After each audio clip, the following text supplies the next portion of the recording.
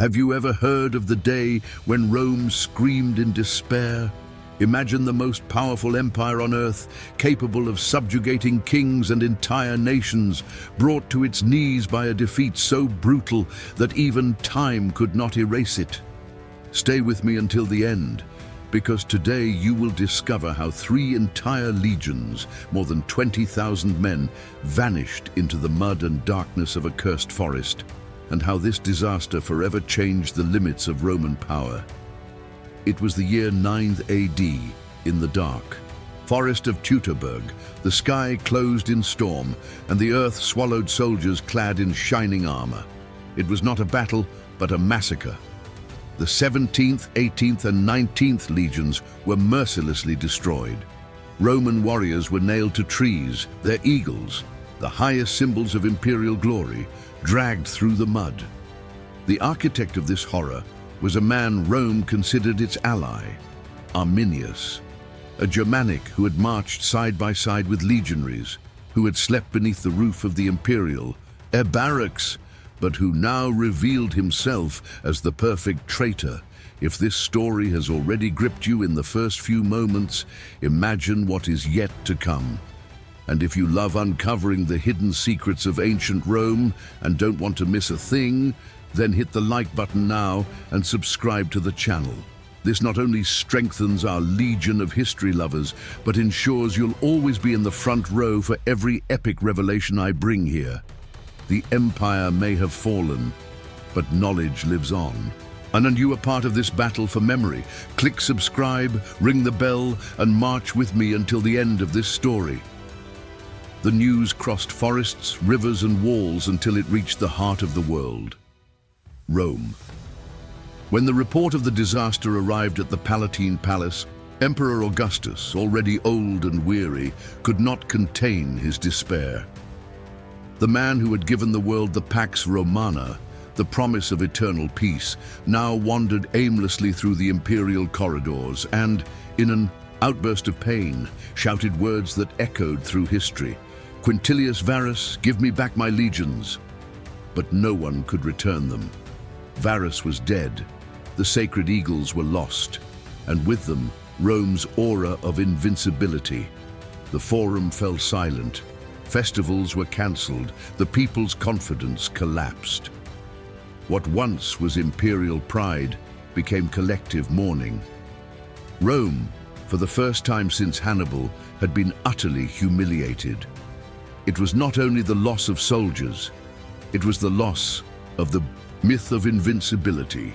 And Germania, covered in swamps and shadows, became a nightmare that Rome no longer dared face head-on. After Teutoburg, Rome did not rush to retaliate.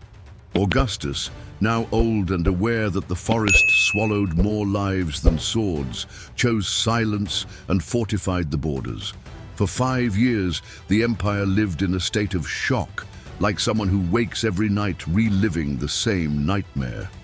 Along the Rhine, fortresses were hastily built, watchtowers multiplied, and new legions were trained. But no order was given to cross the cursed river again. Germania became a ghost land, where memories of corpses nailed to trees weighed heavier than any map. Yet Rome does not forget. Rome does not forgive. The cry of Augustus echoed as a debt of blood. It was only with the emperor's death and the rise of Tiberius that this wound found a new surgeon, Germanicus Caesar. Young, charismatic, beloved by his troops, and driven by an almost religious spirit of vengeance. He bore the burden of restoring the honor stolen at Teutoburg and of turning Rome's tears into fire. Between the years 14 and 16 AD, Germanicus led bold campaigns into the heart of Germania. Unlike Augustus, he did not see just a hostile land, but a stage for vengeance. Every step of his march was also a step toward reclaiming the stolen honor. In every clearing of the forest, he sought not only enemies, but also the bones of the dead from Teutoburg, erecting improvised altars to honor the fallen who never returned home. Arminius, meanwhile, was no longer just the traitor who deceived Varus. He had become the living symbol of Germanic resistance. A former Roman soldier, he knew the tactics, the pride, and the weaknesses of his former masters. He united tribes that once fought each other, trained them in the darkness of the woods, and molded them into a collective shadow capable of suffocating even the most disciplined legions. While Germanicus represented wounded Rome trying to rise again, Arminius was the wild cry of freedom that echoed through the forests. Two worlds, two destinies, fated to clash not only with spears and swords, but with memory, hatred, and blood. Arminius knew he did not need to face Rome in open field. He understood the soul of Roman discipline and its weakness. Without solid ground, order fell apart. So he turned Germania into a labyrinth of ambushes. Every stream, every fallen trunk, every morning fog was an invisible trap. He trained warriors to strike in silence, vanish into the woods, and return like specters, always when the Romans most needed rest. As Germanicus advanced with heavy columns, burdened with war machines and supplies, Arminius spread chaos. Small groups cut bridges, set forests ablaze, and stole provisions. He did not seek a lightning victory, but the slow corrosion of Roman confidence. Step by step, the forest seemed to conspire against the invaders. Mud up to their knees, freezing rain, trails that collapsed without warning. Rome, which had always trusted stone and road, now stumbled in a land without paths. And behind every shadow, the eyes of Arminius watched, waiting for the right moment to turn retreat into absolute despair. The fate of the Roman retreat fell upon the shoulders of Caecina Severus, a veteran soldier known more for his firmness than for tactical genius. He was not a brilliant strategist like Caesar, nor a charismatic commander like Germanicus, but he carried what Rome valued most: unshakable discipline. Caecina understood the deadly risk he faced. Ahead, treacherous swamps. Behind, tribes hungry for vengeance. On both sides, dense forests where every silence could aid dozens of warriors. He knew a single mistake could cost an entire legion, so he chose calm. At every halt, improvised fortifications were raised. At every march, engineers and guards kept the formation intact. For Rome, order was more than strategy. It was the essence of empire. But at Pontes Longi, that order marched over mud that swallowed men and wagons. The forest seemed to mock discipline. What for Rome was an organized machine, for Arminius was slow prey, exposed and weary. With each kilometer, the tension grew. The soldiers knew they were fighting not only against enemies of flesh and blood, but against the very land beneath their feet. When the Romans entered deep into the swamps of Pontes Longi, the discipline that held them together began to dissolve. The long wooden bridges, rotted by time and soaked by relentless rains, collapsed under the weight of the legions. Wagons sank into the mud, horses panicked, soldiers slipped in heavy armor and vanished into dark waters.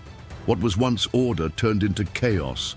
Arminius exploited every weakness. His warriors, hidden in the reeds, launched swift strikes on isolated groups, then vanished into the fog.